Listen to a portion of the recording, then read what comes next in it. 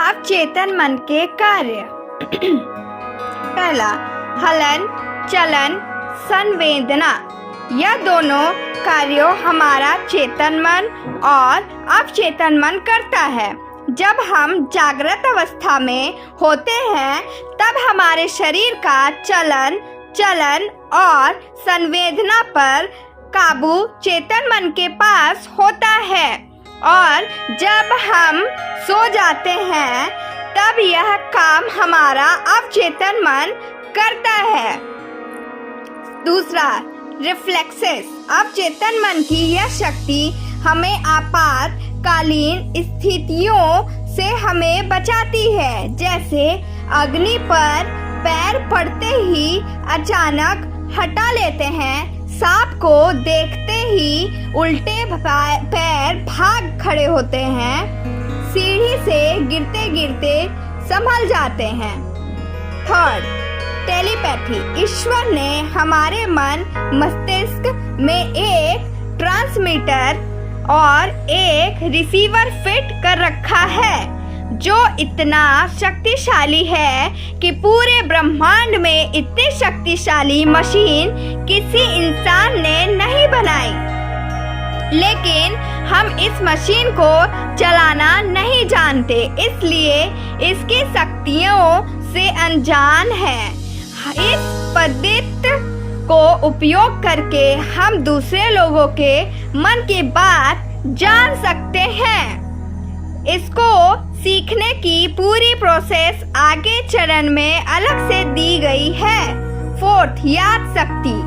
याद शक्ति के 3 स्टेप होते हैं। First, register, second, storage, third, recalling. Register और रिकॉलिंग चेतन मन की विषय वस्तु है, जबकि स्टोरेज अवचेतन मन से जुड़ा होता है।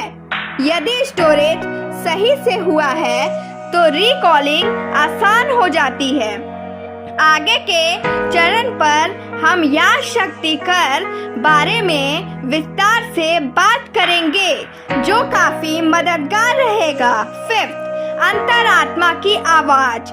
जब भी हम कोई गलत कार्य करते हैं तो अंदर से आवाज आती है, ये गलत है। भगवान ने इंसान को गलत कार्य से रोकने के लिए उसके भीतर यह रडार सेट कर रखा है, जो अवचेतन मन के नियंत्रण में है। 6, त्रिकाल ज्ञान। हमारे अवचेतन मन से बहुत भविष्य वर्तमान कुछ भी नहीं छुपा है। यह त्रिकालदर्शी है। यह भविष्य की घटनाओं को भांप लेता है और कभी कभार हमें चेताना भी है। संजय ने महाभारत की भविष्यवाणी इसी आधार पर की।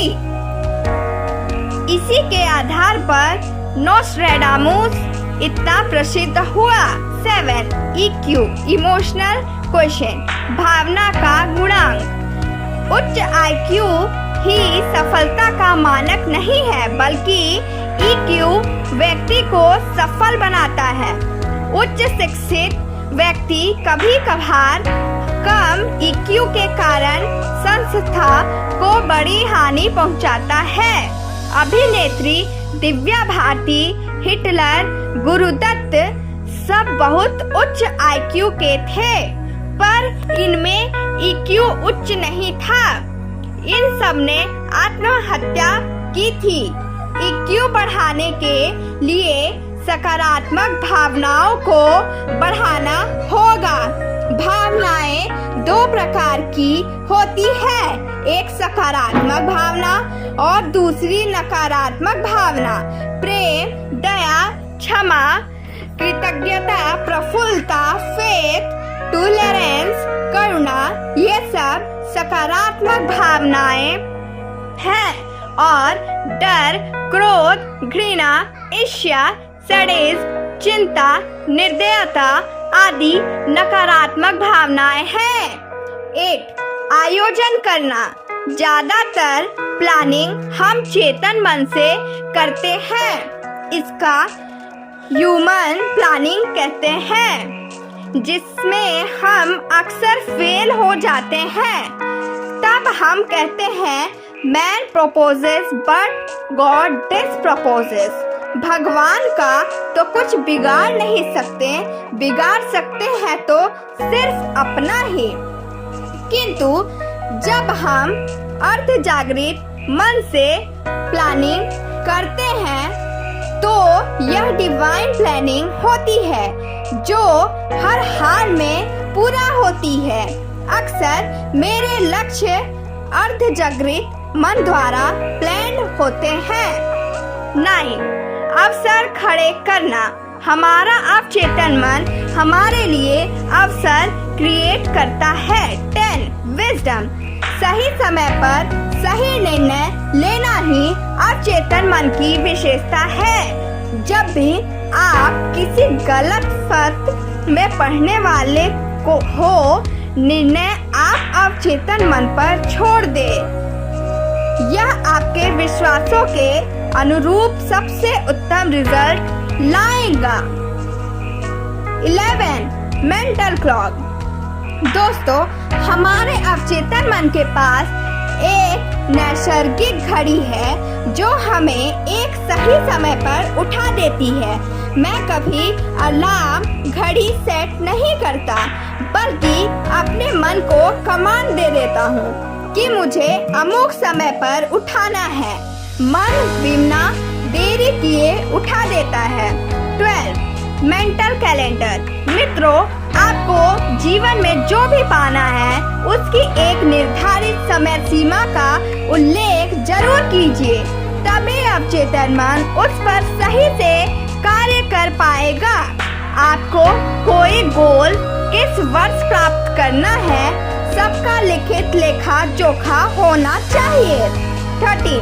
Healing power. मैंने एक ऐसा व्यक्ति देखा है जिसने लगातार सोच कर अपने शरीर में कैंसर उत्पन्न कर लिया था, और कैंसर भी इतना भयानक था कि टाटा हॉस्पिटल मुंबई के डॉक्टरों ने जवाब दे दिया था। बाद में उसको लुइस हे की you can heal your life book मिली। पढ़कर वह पूरी प्रोसेस समझ गया और अपने एहसास और भावनाओं को बदला। फिर 2 महीने बाद कैंसर जड़ से खत्म ही हो गया। डॉक्टर तो हैरान ही रह गए। दुनिया की सबसे शक्तिशाली हीलिंग पावर हमारे अवचेतन मन के पास है। यह कोई बीमारी उत्पन्न भी कर सकता है तथा प्रोसेस को रिवर्स कर ठीक भी कर सकता है। 14. इच्छा मृत्यु। अपनी मृत्यु हम खुद चुन सकते हैं कि कहाँ मरना है, कब मरना है, किस स्थिति में मरना है। दोस्तों, ऐसे केस शायद आपने देखे होंगे जब डॉक्टर ने रोगी को मरणासन स्थिति में घर भेज दिया हो और रोगी बच गया हो। महाभारत में भीष्म पितामह अपने इस अवचेतन मन की शक्ति उल्योग बखूबी जानते थे। 15. आध्यात्मिकता का अंक HQ।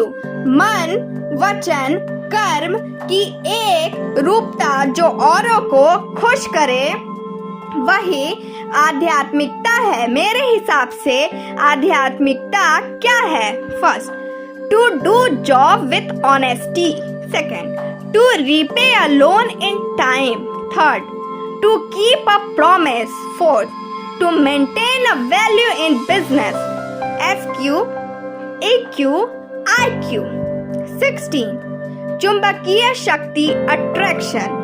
हम सभी एक चुंबक है और अपने जीवन में हर उस चीज को खींच सकते हैं जो हमें पसंद हो, किंतु इस मैग्नेट को हमें हमेशा चार्ज करते रहना होगा।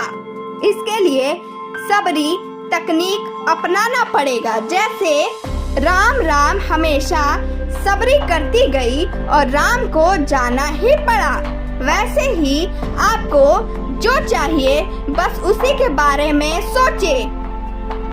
पैसा चाहिए तो पैसा, पावर चाहिए तो पावर, अथक अविरत करते रहें। यह